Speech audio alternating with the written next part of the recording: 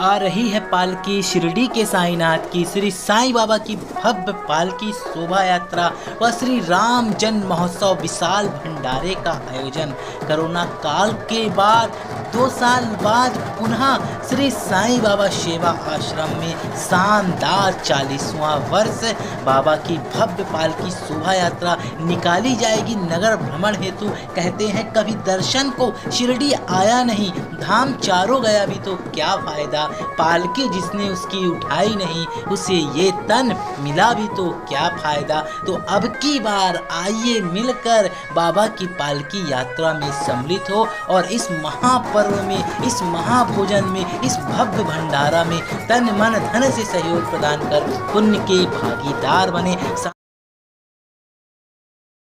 जब गूंगी लड़की को रैगिंग से बचाने आए स्वयं साईं बाबा श्रद्धा और सबूरी के संयम माने जाते हैं, जो अपने भक्त को हर तकलीफ से निकालने के लिए हर रूप हर वेश में पहुंच जाते हैं। परेशानी छोटी हो या बड़ी, अगर साईं बाबा का हाथ हो तो सब कुछ सही हो जाता है। ये कहानी है रिया की, जो कि पटना के अंटरवल कॉलेज में पढ़ती है। वह ज्यादातर समय साईं बाबा के भक्ति में ही बिताया करती थी। साईं बाबा की कृपा से उनका एडमिशन यहाँ पर बहुत ही आराम से हो गया था। रिया ने भी अभी कॉलेज में एडमिशन लिया था। दुख की बात तो ये है कि उनके कॉलेज के समय में लॉकडाउन लगा हुआ था, जिसके कारण कई समय तक उनकी क्लासेस ऑनलाइन हो रही थी। आखिरकार जब कॉलेज को खोला जाने लगा तो रिया बहुत ही ज्यादा खुश हो गई। आखिरकार उसे अब कॉलेज लाइफ का अनुभव मिलेगा। अच्छे मार्क्स होने के कारण उसे कॉलेज में ही हॉस्टल मिल गया था। कॉलेज में कुछ समय उसके अच्छे बीत गए, लेकिन उनकी मुलाकात उनके सीनियर बच्चों से हुई। पर उसने सीनियर बच्चों से दूरी बनाए रखना ज्यादा बेहतर समझा।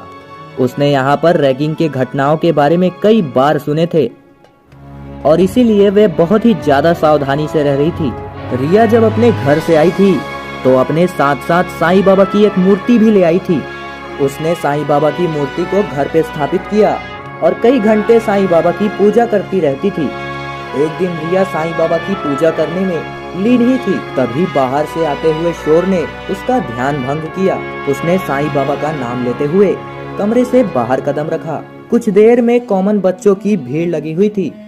उन्हें पता चला कि नए बच्चों का इंट्रोडक्शन हो रहा है। वैसे तो कॉलेज में रैगिंग करना बहुत ही मुश्किल था, लेकिन सीनियर बच्चों ने इसका भी एक हल निकाल लिया था। रिया को आते देख सीनियर्स ने कुछ देर के लिए कार्य को रोका और रिया से कहने लगे कि लो आ गई क्लास की सबसे नच्चड़ी लड़की, जो अपने सीनियर से बात भी नहीं करती। आज इसी का इंट्रोडक्शन लेते हैं। रिया अपने मन ही मन साईं बाबा को सोचकर प्रार्थना ही कर रही थी कि बात ज्यादा आगे ना बढ़े। उसने अपने नाम, उम्र, जाति जैसी बातों को सीनियर्स को बताई, पर सीनियर्स उनसे संतुष्ट नहीं हुए।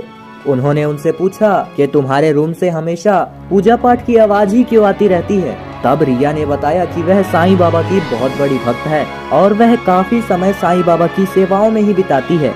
यह सुनकर सीनियर्स उनका मजाक उड़ाने लगे। एक सीनियर की नजर उनकी लॉकेट पर आ गई, जिस पर साईं बाबा का चित्र बना हुआ था। सीनियर ने रिया से कहा कि उनका लॉकेट बहुत ही ज्यादा सुंदर है, वह उसे उतार कर दे दे।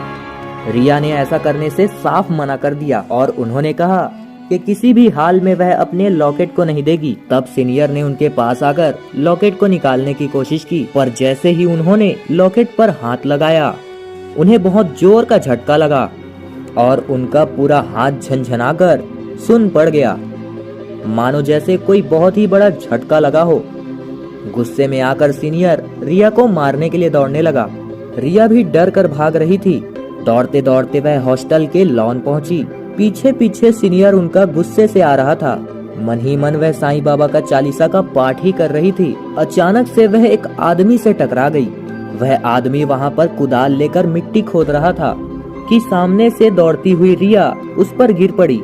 उस आदमी ने उन्हें संभाला और ऊपर उठाया। तभी सीनियर भी वहां पर पहुंचा। उसने अपने दूसरे हाथ से रिया का हाथ पकड़ने की कोशिश की, पर माली ने उनका जोर से हाथ पकड़कर झटक दिया, जिससे सीनियर के दूसरे हाथ में भी जोरदार करंट लगा और वह फिर से गिर पड़ा। उसे कुछ भी समझ नहीं आया कि उसे इतना तेज बिजली का झटका 2-2 बार कैसे लगा। जोर झटके के कारण वह वहीं पर बैठकर तड़पता रहा। उसकी यह हालत देखकर बाकी सीनियर्स भी डर गए और सभी सीनियर्स चुपचाप अपने कमरे में चले गए। रिया ने माली का बहुत ज्यादा शुक्रिया अदा किया। माली ने रिया से कहा कि जब जब तुम मुझे बुलाओगी मैं अवश्य दौड़ा चला आऊंगा। इससे पहले कि रिया कुछ समझ पाती, माली वहां पर से चला गया। अपने कमरे में रिया को आने पर एहसास हुआ कि उनकी मदद करने वाला कोई और नहीं बल्कि स्वयं शिरडी के साईनाथ थे। उन्होंने अपने पूजा रूम में जाकर साईं बाबा के मूर्ति के सामने सिर झुकाया और साईं बाबा का मंत्र गाने लगी, जिसके कारण वह रैगिंग से बच पाई और बाकी बच्चे भी बच गए। तो दोस्तों, कैसी लगी आज की वीडियो नीचे कमेंट करके जरूर बताएं। अगर आप चैनल पर नए हैं तो चैनल को लाइक, शेयर एंड सब्सक्राइब अवश्य कीजिएगा। हम मिलेंगे एक और नई खास वीडियो के साथ, तब तक के लिए बहुत बहुत धन्यवाद।